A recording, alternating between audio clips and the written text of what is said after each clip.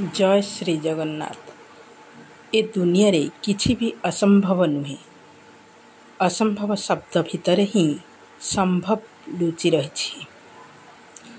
जदि आपणक पाखरे एक स्वप्न अछि तेबे आपणको ताकू जाबुड़ी धरिबाकू पड़िबो। कदापि जीवाकू देबेनी।